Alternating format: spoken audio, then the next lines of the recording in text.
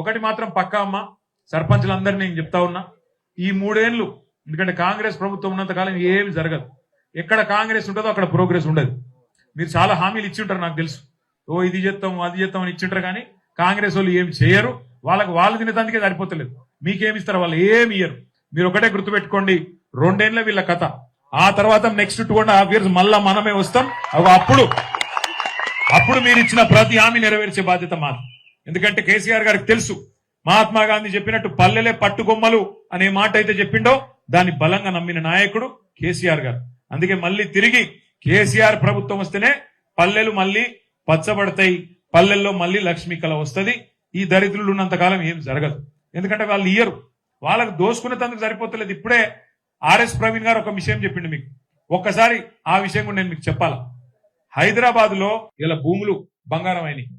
ఒక్కొక్క ఎకరం ఇలా 150 కోట్లు 100 కోట్లు ఆ స్థాయిలో ఇలా భూముల ధరలు పెరిగిపోయినాయి. అందుకే ఆ భూముల మీద కన్ను పడ్డది రేవంత్ రెడ్డి. ఎట్లనన్నా ప్రభుత్వ భూములు కొల్లగొట్టాలా, మనోళ్ళకి ఇచ్చుకోవాలని చెప్పి ఆయన ఆలోచన చేసి 9,300 ఎకరాలు 50 కోట్లు వేసుకున్న ఎకరానికి దగ్గర 5 లక్షల కోట్ల విలువైన భూములు ఏం చేసిండు ఎరికిన వాటిని. గతంలో మన ఉన్న ప్రభుత్వాలు 1956 నుంచి ఇప్పటిదాకా 2023 దాకా ప్రభుత్వాలు పరిశ్రమలకు భూములు ఇస్తాయి. ఎందుకు ఇస్తాయి పరిశ్రమలకు? ఇగో ఈ శ్రీనివాస్ గౌడ్ గారు మహబూబ్ నగర్ లో ఒక పరిశ్రమ ఆయన పట్టుకరమ్మంటే నేను పట్టుకొచ్చిన అమరరాజా అనే పరిశ్రమ 400 ఎకరాలు ఇస్తే ఇవాళ అక్కడ పెద్ద యూనిట్ పెడుతున్నారు, 1000 మందికి అవకాశాలు వస్తాయి.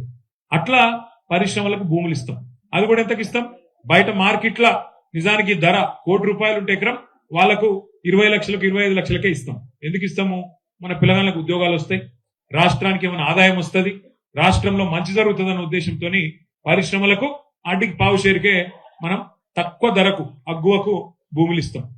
అట్లా ఇచ్చిన భూములంట ఇప్పుడు రేవంత్ రెడ్డి గారు ఏం చేస్తున్నారు ఎరికినా, వాళ్ళు ఏదంటే అది కట్టుకోవచ్చు. అట్టుగా ఆ పరిశ్రమ యజమానులు ఎవరైతే ఉంటారో అగ్గువకు సగ్గువకు గత ప్రభుత్వాలు ఇచ్చిన భూములు కేవలం రూపాయికి 30 పైసలు కడితే వాళ్ళు అక్కడ అపార్ట్మెంట్లు కట్టుకోవచ్చట, మాల్స్ కట్టుకోవచ్చట, ఏదన్నా కట్టుకోవచ్చట. అసలు ఇచ్చింది ఎందుకు భూములు? మన పొలగాళ్ళకు ఉద్యోగాలు ఇవ్వాలి.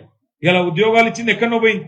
భూములు మీరు అమ్ముకోండి, మాకు కొంత వాటా ఇవ్వండి అని చెప్పి 5 లక్షల కోట్లు కొల్లగొట్టే ప్రయత్నం ఇలా రేవంత్ రెడ్డి చేస్తా ఉన్నాడు.